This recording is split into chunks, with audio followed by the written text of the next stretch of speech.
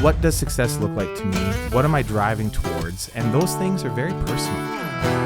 It's amazing what you can accomplish when there's trust in the room. And when you remove that trust, it's remarkable how inefficient you can become.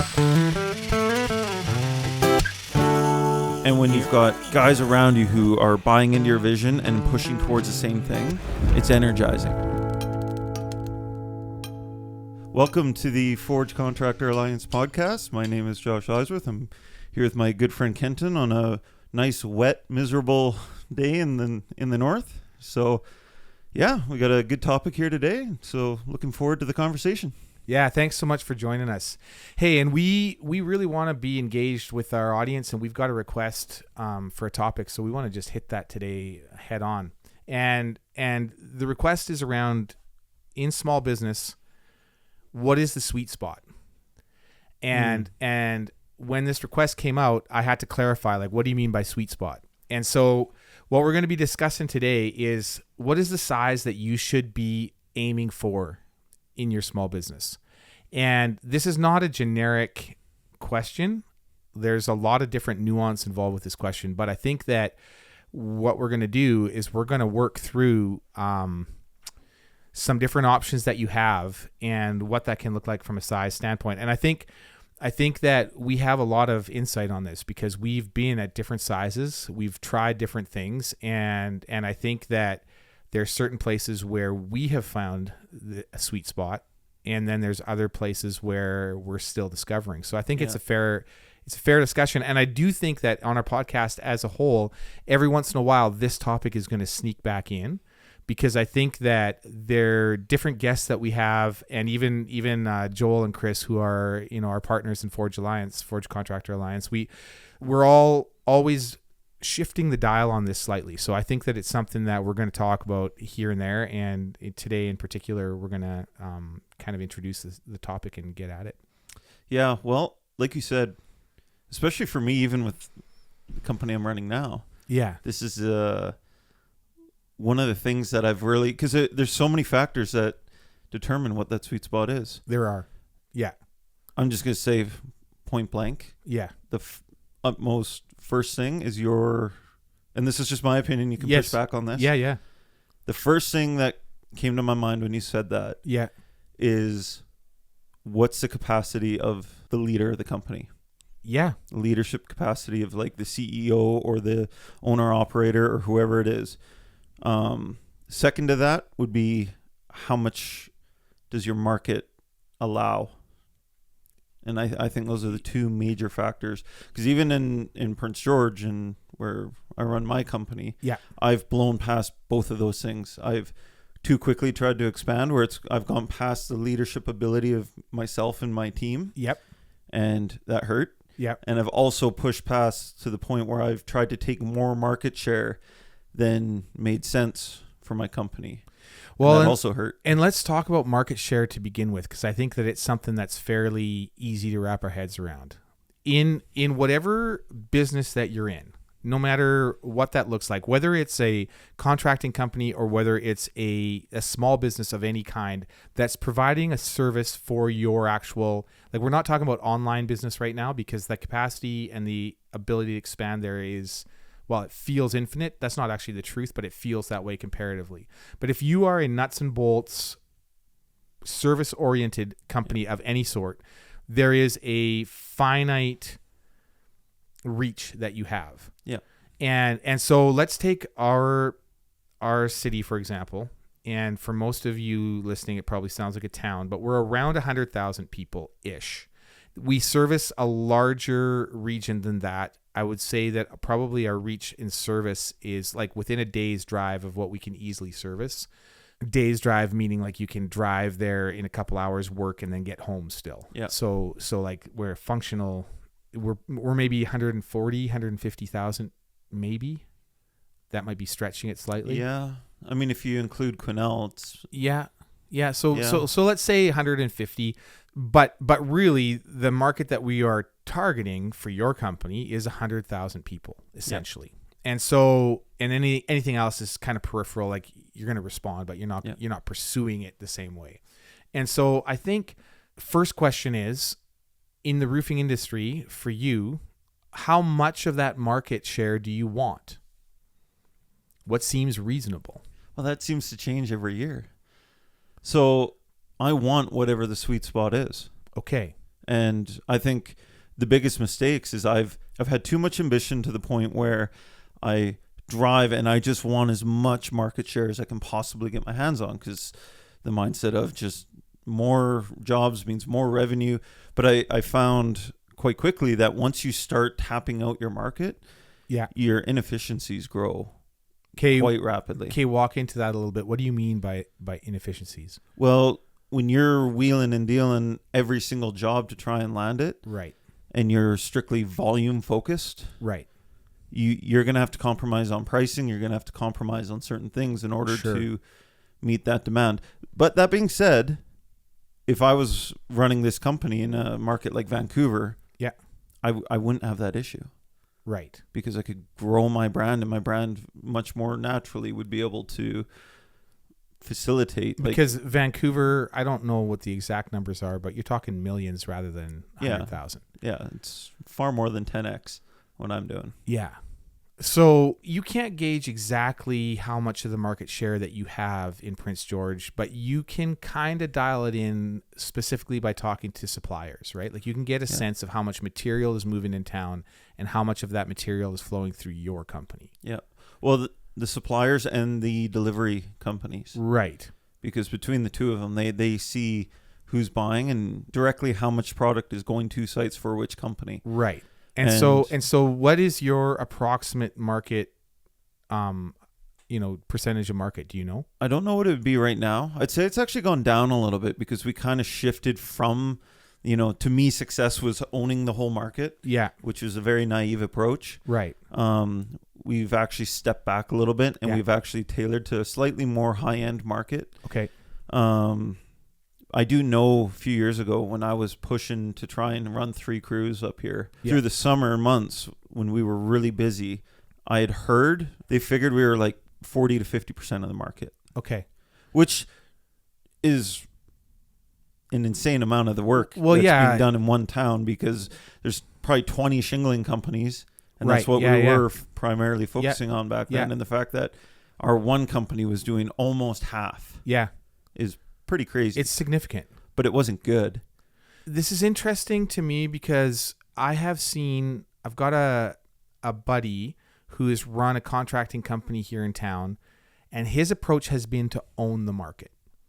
And so he has a fairly niche, service that he offers, product and service. And he has always, like, he's older now. Now he's retired and he's passed his company on. So there's been some succession there. But he ran a very successful company for over 40 years. And for the majority of that in our community, if someone would come in against him in his product and service, he would crush them. Yeah. Like pretty much, because for him, his idea was, I want it all. Yeah. And he was able to do it. He had enough cash flow and enough strength in behind him that if someone came in, he would just like find a way to not let them survive. I think that's an old company who they did a fantastic job of posturing themselves. Yeah. But if a reasonable threat came in, they would just buy them out. Yeah, or squish them out. Like they wouldn't always buy them. Like in some ways, like the person coming in, the company coming in, would have to try to compete on quality, price, service, all of those things, instantly, and he would find their weakness, I think, and either buy them out. But I think more often he would just literally just win the bids so that they wouldn't survive. And I looked at that because I've known him for a long time, and I've seen his strategy for a long time, and it's rare because most of the small companies in our town are operating with a solid competition base. There's a lot of people they're going up against. And for myself personally, I'm a niche provider. So I provide something that's niche, that there's not much competition. In fact, some of the services that I provide, I actually don't really have competition in. It's that niche. And so for me, I have loved being in a small niche, and I've also loved being in a place where with some of the work that I provide, there's tons of competition, and I'm happy with that because there's only a certain customer that I want. And so for me, I'm only looking for a high-end customer. I'm not looking for just everybody. And so for me, having competition has always been great because often if someone will come to me and say, hey, I want you to do this job, but I'll look at the job and I'll be like, that's not the right job for me. Mm-hmm. I love being able to like give them a phone number or two and say, call these guys and like they'll take care of you. And basically, thanks for calling, but it's just not for me. Yeah. Which, going back to what we said at the beginning, like that's where you want to be. Like that's your sweet spot. That's you staying in your sweet spot. But wildly different approach than how I would handle completely opposite. Yeah. Like almost completely opposite. Because for me, I'm not trying to grow my company. I've done that in the past, and I've had companies that have done bigger business, and I was uncomfortable with that for whatever reason, for a lot of different reasons. And so I have chosen to run a single crew company. Like that's been my choice, which means that I'm running less than $1 million of volume per year. Yeah. And what I've heard, and this is something that I think is relevant to this discussion, is that number of employees and or business volume. And I think we'll talk in both of those terms today because both of them, depending on your metric and what makes sense in your industry, often people say between $1 and $3 million worth of revenue is hell. And because there's so much, once you hit around $1 million, you need infrastructure, you need admin, you need sales staff, you need like this volume of, you need managers and or foremen and or something of that nature, like a layer in there. And so if you're talking about a contracting company, what you're probably going to be talking about is moving from 1 crew to 2. Like once you hit over $1 million, it's not that there's not some industries where you can do that with a single crew. And I think this is the challenge with small business, right? Like if you are looking to run a very flexible, non-demanding style of company where you can be gone from town and nobody essentially needs to know, you've got to be like a single crew, a few people or less. If you want to be someone that's consistent, where there's always someone on the phone, where there's always someone ready to answer and to run, you know, like there's, for example, and this doesn't even just affect, like it's not just like, there are a few components here, because if you're offering like a 24/7 emergency service as a plumber, for let's say, all of a sudden now you have to staff in such a way that you're not free to just head out at any time. You're going to need someone that has the ability to run your show in entirety while you're gone. Yes. And so that's a decision to make, right? Like you can make more money as an emergency tradesperson, for example. You can make more money per call. You can make more money essentially, but you're also giving yourself a certain restriction. You're saying, I need to hire of this capacity. So if you go in and like, let's say when I started my company originally, it was me and my brother. My brother could do pretty much everything. He just didn't have the drive to actually run the business. Yeah. So I could leave town and I didn't have to worry about my customers as long as he was in town. Mm-hmm.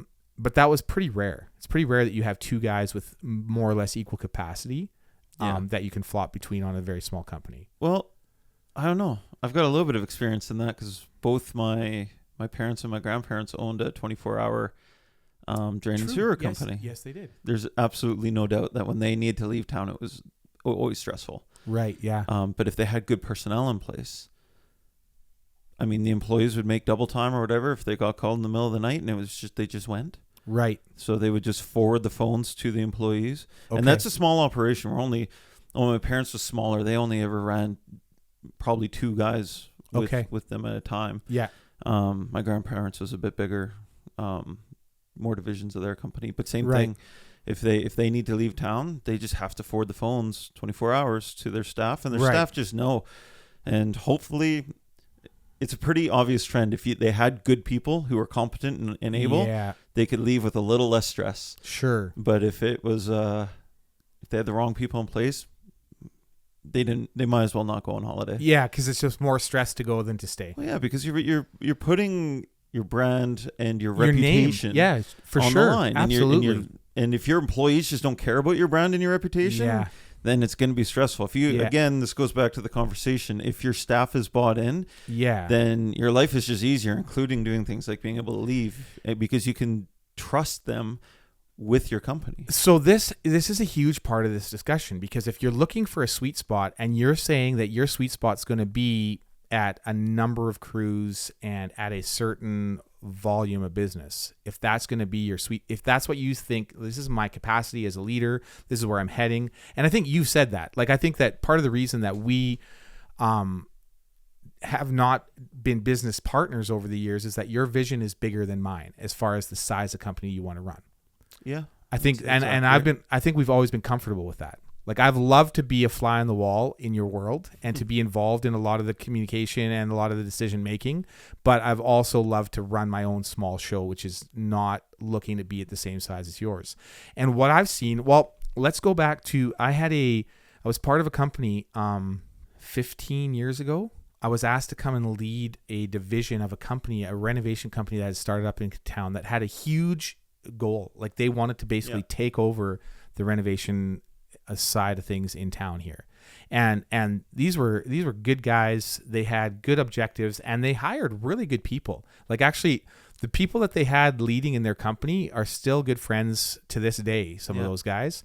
Like, and so they got a lot of calls and they were busy. Oh man, and they went from 0 to 60 in a very short period of time. Maybe a little too fast. Way too fast. Yeah. Way too fast. And I think that while where they were heading was probably the right place for them to head, their aggression in trying to get to what they saw as their sweet spot was just too aggressive, man. Yeah. And, you know, and interestingly, I guess, like, backing up just a tiny bit, while they were on their like crazy rise and their like year over year business volume increase was substantial. Like, it was massive. And while they were on that rise, the people in town were really cheering them on, because they're like, man, we really want a good, solid renovating company that can handle it all, that has multiple divisions, that can, like, we can just call one person rather than 6. Like there was a lot of people super excited about it. Yeah. And so there was room for them in town. Yeah. Like, I think there was room. The timing was good. However, despite hiring really good people, despite having, you know, quality people on the tools, etc., the sheer amount of communication that was needed for them to do what they needed to do, the only way to develop that kind of solid communication between business owner, sales staff, people on the ground, the only way to do that is for relationship to develop and be really solid, so people understand each other, so there's clarity, as well as having systems that are basically bulletproof. Yeah. And the relationships and the systems were all growing and were all developing, but just not fast enough. Oh, well, I would actually argue this day and age, it's more dependent on your operations processes and actually having accountability, like stewardship agreements, and having clear defined job roles. Yeah. But I guess that does go back to communication, but even having data this day and age would have helped them immensely if they had a proper CRM and software to help them. For sure. Because this is like 15 years ago. Things have changed so much. CRM wasn't a it may have been a thing, not in our town. Not for small businesses much, I wouldn't say. Yeah. But like, they were rising super quick, and I can relate to this. And like, even with my company, when you're rising, you just want more. You want to take that momentum and just keep going and going and going. Yeah. But the problem is that if your business is growing faster than you are, you're going to leave the sweet spot like in a real hurry. Yes, you will. And once you leave that sweet spot and your business now needs leadership that is beyond your capacity as an individual and your inner circle, your main leadership team, that's when things get really, really rocky. Yes. And going back to my own personal experience, sorry, I lean on Ridgeline a lot. Yeah, no, that's still day to day with me. Yeah, that's good. And we've had a roller coaster of a ride to this point, but my sweet spot has constantly changed. Right. And it's just entirely dependent on 2 things. Where am I at as an individual, as the leader of this company? Yeah. And how high quality are the guys working directly under me? Right. my head sales guy, my Yeah. head ops guy, my Yeah. guy running Nanaimo. Yeah. Like if I have unbelievably good, well bought in individuals Yeah. who are part of the vision and have leadership capacity to take the vision of what we're doing, Yeah. it amplifies what I'm trying to do. Yeah. If I don't have those people and it's all just on me as one individual, Yeah. I have to scale back. Sure. But you're still, as the leader of the company, you're still determining what you're shooting for. Yes. Essentially. Like you're still saying like, okay, team, this is our capacity and this is where we need to be as a team, taking into account the people that you have with you. Yep. Like, so you're making in that. So what you're saying is the sweet spot is kind of, it's evolutionary, where at times it will shrink back, because at times if you hit enough, perhaps if I'm hearing you right. Yeah. If all goes well, we don't have to shrink. Yeah. But at goal. times, I mean, and I think that growth is not a straight line. I think that this is kind of a rule and here in the North, we see this with trees. And I often look at this. I'm like, a healthy tree looks completely dead in the winter. And like a deciduous tree up here in the North, in the winter, if you look at that tree, and if you're not understanding, like I say, you come from Hawaii, where like the death and life with your, vegetation is kind of like arbitrary almost. Like I don't even know what that process is, to be very honest with you. But up here, what you see is this very distinct 4 seasons that we have. And in the winter season, there's no growth, but there is a consolidation, a strengthening. There's still stuff going on inside a tree, but you don't see that until the spring. And then all of a sudden, man, the spring is unbelievable, because there's like this sudden burst of life that happens, that while spring is not our prettiest season, because we have old snow that's dying and rotting and the dirt from the roads and stuff like that, I don't think it's the very prettiest. But if you focus on just the burst of life, it's actually pretty outstanding. Even when the trees first bloom their leaves, the leaves are like vibrant. Totally. Like they're like they almost look like they've got a glow to them. Yes, they do. After being dormant for the whole winter. They are pretty crazy. So beautiful that it's humbling. Yeah. Like when I look at the leaf bursting out of a birch tree, for example, that first couple days, I anticipate it. I wait for it. And when it happens, I embrace that moment, because it's spectacular. And so I think that with the growth of a company, one of the questions that you have to ask for yourself and for a business owner is like, what is my objective severe growth? Like, do I want to grow hard and continuously, or do I want to cap it at a certain level? And I've had a lot of buddies in the contracting world that have just simply said, I want to be a one crew company. Like, that's who I am. I want to be on the tools with my guys. And in fact, have a guy that I work for at a general contractor very recently, who split up with his partner. One of them had one vision, one of them had a different vision when it came to Sweet Spot. And they were both doing really good business together. And I think that the community really loved what they were doing, but internally there was issues because the one guy wanted to grow and to not be on the tools, etc. The other guy was missing that place of just being on the tools with his guys and doing that. And so now they've split up. And interestingly, I'm working for both of them on different projects right now. So it's been a super interesting insight time for me. I've been able to talk to them both. I think they're both great guys. And I think that and in fact, one of them said, they had a good run together. And he said, not everything's meant to last forever. Right. So the fact that they've split up at this point is like, okay, well, they had a good run. But I think what ended up happening is that the sweet spot that one guy was aiming for was a different sweet spot than the other. So what he said is, he's like, my sweet spot is myself with a crew, and I'm just going to stick there. And so the administration is gone. He doesn't have the support staff in the office, but he has a lot of capacity as a tradesperson and as a business person. And so he's okay, but he knows where to keep that. And for myself, I mean, like this morning, I just did a year end for one of the corps that I run. And I don't love to be administrative, but I know what I'm doing at this point in my career. And I can take a couple hours in the morning and put together my papers and give it to my accountant. And I know that he's going to actually read and understand. And there will be 1 or 2 questions, and then he'll be able to process. Yeah. I've used the same accountant for 25 years, something like that. personal friend. When we get together, it's like therapy. so it's like, it's good for both of us. And so my point being is, like, I have team members in place that may not be part of my staff, but they're long-term people that are in my corner. And this establishes and helps me to maintain my sweet spot. Yeah. And personally, my sweet spot has been to have, literally, I have no full-time employees. I have many different people that I can pull in. And I had a buddy, when I made this transition, I was talking to one of my buddies who built zip lines all over the world. And I love this guy. He's a legend, and he's an inspiration, and he's also nuts. But he built zip lines all over the world, and he had his company that could handle like big contracts. These were not, these are not small deals.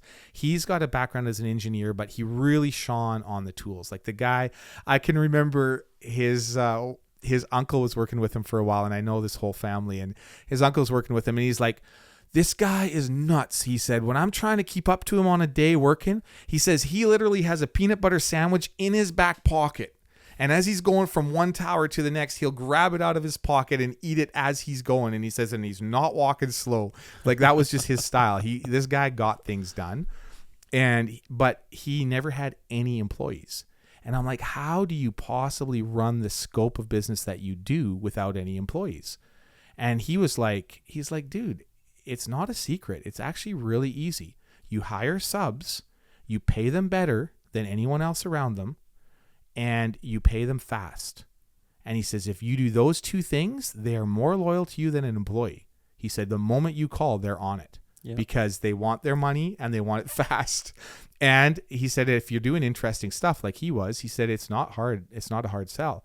And so for me, I just looked at that, and I had just come out of a company where I had 15 employees, and there was a lot of and in fairness, I had grown pretty quickly and without enough cash flow. And so there was just a lot of stress associated with it for me. And so I heard his plan, and I'm like, that doesn't seem hard to reproduce. And so that's what I've done for the last, I don't even know. The time is weird. I think the last 10 years-ish. Yeah, a bit more. Maybe 12, 15. Yeah. I don't know. 12, 13 It's been, years. maybe something like that. 12, 13 years. Okay. I can. Thank you. I can remember. So I've run without any full-time employees. I've had amazing employees though. My part-time employees have been absolutely a joy. And so it has worked very well in my sweet spot. It really has. And I would say that my time at work, because I love the guys that I've worked with. So what I've done is, to be specific, I've hired guys that work on farms that are extremely handy, but just need a little bit more cash flow. One great employee that I had recently, I asked him if he wanted to work with me right after he got married, because I knew his farming was essentially good enough for him for the long term, but I knew that being newly married, he'd need a little extra cash flow. And so I'm like, I'm just going to jump on this and ask him. And it worked awesome. And I got a few great seasons out of him. Other kids that are in high school that are going to be going into different trades, I've hired them and worked with them until they get established in their own trade. And I just tell them, hey, I'm going to teach you how to work. I'm going to teach you how to think like a tradesperson. And it's been amazing. My own boys have been working with me at different times, and none of them are going to take over my company that I can see. And I'm perfectly fine with that, but they've been a joy to work with. I love it. Mm-hmm. And then I have other buddies who I just literally love spending time with that run their own small shows that often they don't market that strongly. So they have a little bit of time here and there. And so I would just say, hey, I've got a project I want you to help me with. So for me, my sweet spot has been staying in a small enough space where I can be on my tools, do my administration, handle all my quoting and pricing, and basically do a bit of everything. And I've enjoyed it. Yeah. I think for me, even what you were saying about the other contractor where he split with his business partner. Yeah. I can relate to that and I think this is an important factor.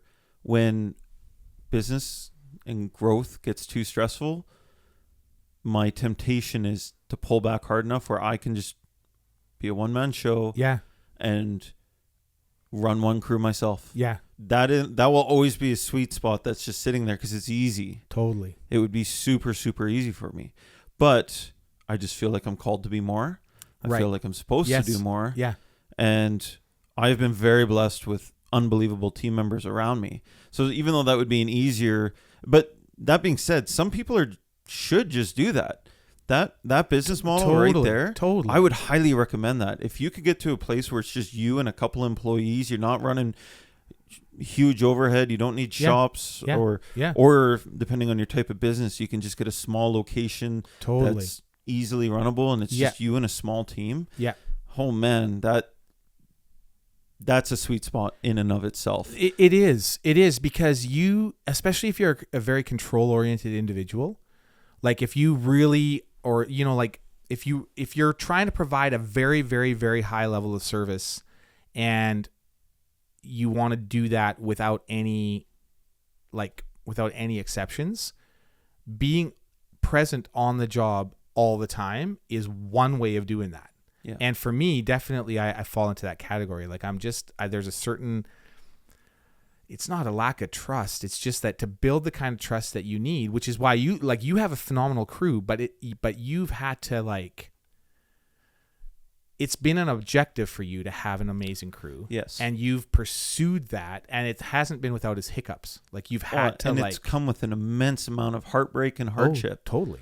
I've had some of my original partners, and this isn't their fault. This is partly on my, again, having a limited capacity for leadership in the early years. Yeah, yeah. I pushed guys away, and they responded poorly. And sure, like one of my guys was like a brother to me. He was uncle to my kids, and ended up falling out in a major way. Yeah, yeah. Because I wasn't capable of leading him at the time, and I pushed him too hard, and he didn't respond well. Yeah. But and that happened not just once, multiple times. Yeah. Or even just last year, one of my almost 10-year-long employees, somebody I would say was at like a partnership type level. Yeah. We had to part ways. Right. Yeah. And again, some of that's on me and my growth and in leadership. But for me personally, I feel the need to go through those failures, go through those hardships. Sure. Like when you try and grow past the point where you are there 24/7 when your company's operating, you're going to deal with high stress situations. Yes. And if you don't have the capacity or not real with yourself that stuff's going to happen, just run a small, stay in the sweet spot. Keep it simple. Yeah, absolutely. Because once you try and blow past that point where you're completely reliant on other people to run sections of your company.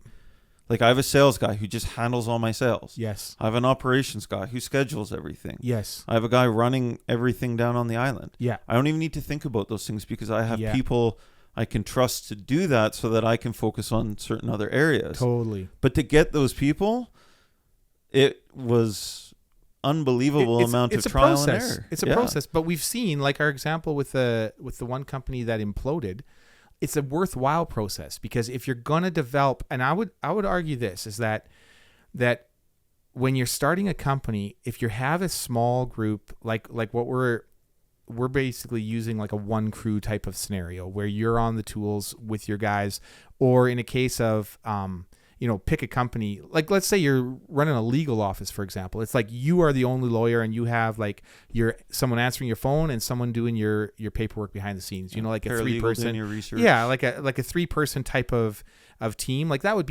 equate. That would be the same type of thing. So, and then the moment you're hiring another lawyer to work underneath you and to work in your office, like then all of a sudden you're expanding from like what I would argue to be a single crew to a second crew.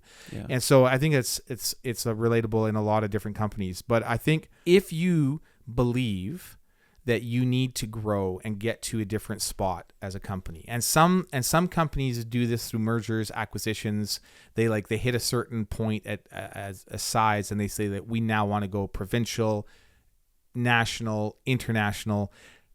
There's a whole different set of guidelines for that.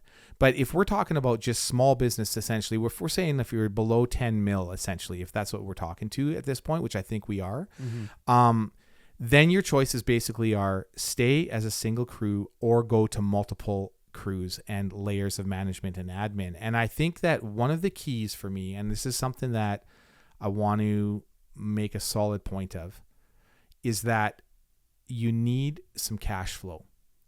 If you're going to move from a small, single, safe operation where the thing is when you are the one that's running everything essentially, and in control of everything, and you're not doing what you just said, which is having responsibility put onto other people to run those things for you.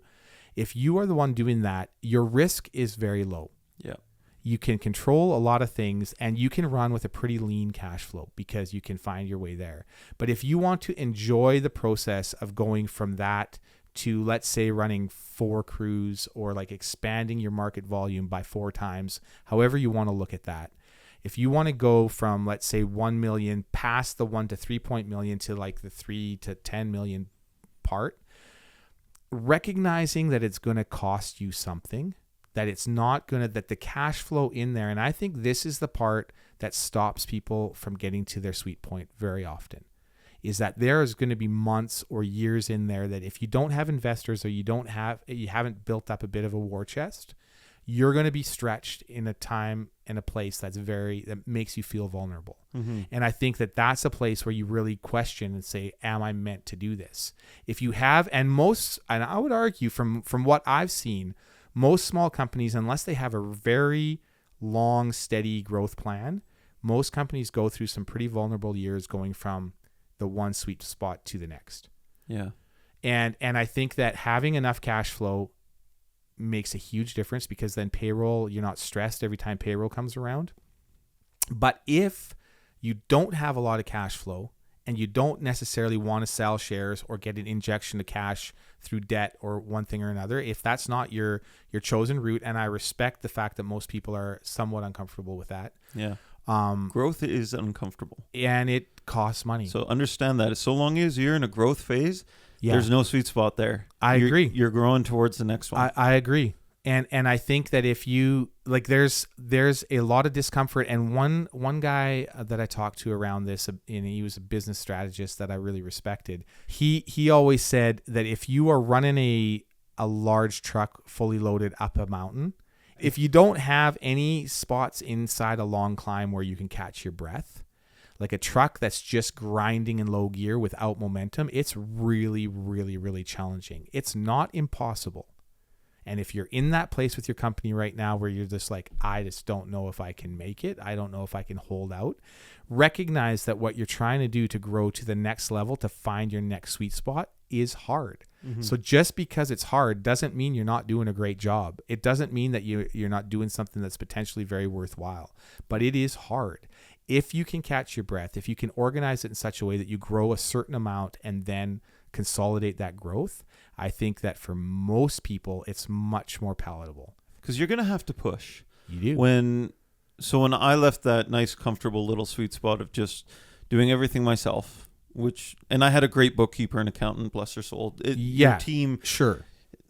They weren't in-house at the time, but you still need a good team around you if you're even in that phase. So find good associates to work with you. You got to have it. But one thing, when I first hired a salesperson, and I think this is something that I did that most people thought was really weird, but it really worked for me, was most company owners, they get to a point where they've got a couple good foremen, and then they split off. And they let their foreman go, and then they become the sales guy and the office guy. Right, And I didn't do that. I hired a sales guy. Yes, you did. Because I can do sales, and I have a natural's the wrong word. I have a benefit to doing sales, being the owner of the company. Yeah, you do. So it's just an advantage I'll always have over even better salesmen than me, because I step in as the owner and not a sales guy. Yeah.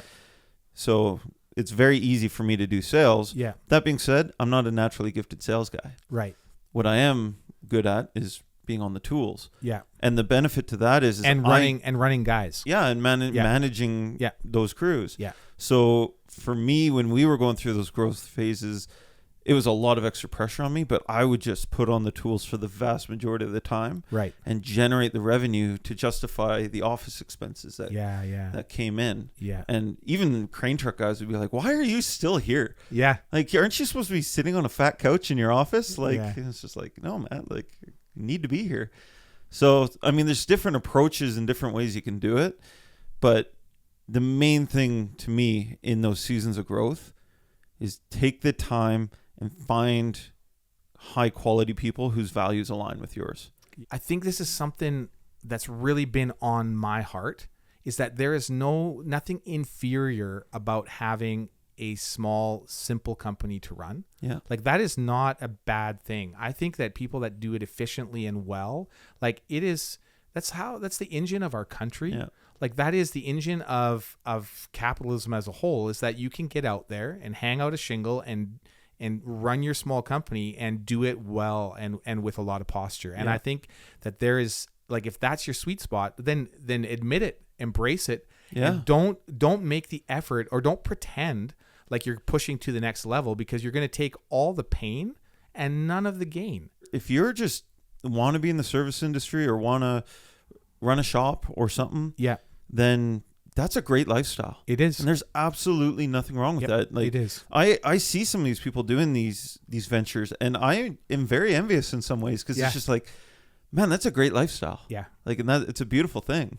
Because, man, running a big corporation where you're just in a constant state of growth, it's very stressful. Well, and I think that it's important to understand your own personal objectives, as well as to also recognize that your life is not defined just by your work, that there are other things that help define your life. Like if you want to be involved in your community in different ways, if you want to be more invested in the church that you're part of, if you want to be more invested in your kids' sports programs, those types of things, like those are all things that you have to look at and say, can I do that while doing a push? If you have the right people in place, maybe you can. Yeah. If you don't, you probably can't, right? Yeah. Like if you're pushing through to the next level and don't have the right team around you, that's going to be your life. Like that's going to be what you do. If you have the right people, then maybe that doesn't enter into the equation the same way. Yeah. But I think that just taking a hard look at your life as a whole and saying, what are my goals? What are my objectives? Where does the fulfillment come from? I think that's an important discussion. Oh, that's probably the main discussion. I think so. Like, what do you feel like? What do you want your lifestyle to look like? Yeah. Because if you're planning to grow something big, then it's going to come with a lot of sacrifice. It does. Growth is always going to take sacrifice. But if it's what you're meant to do, it'll also come with a lot of joy. Yeah.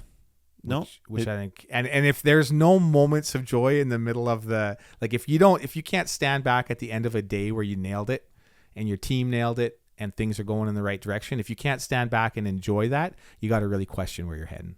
And so if I hear you clearly, no matter what your size of vision, no matter what your personal sweet spot is with the company that you're running, if you're not doing that with the right people, there is no sweet spot. Yeah, there is none. Yeah. That's exactly it. Yeah, that's great. Yeah.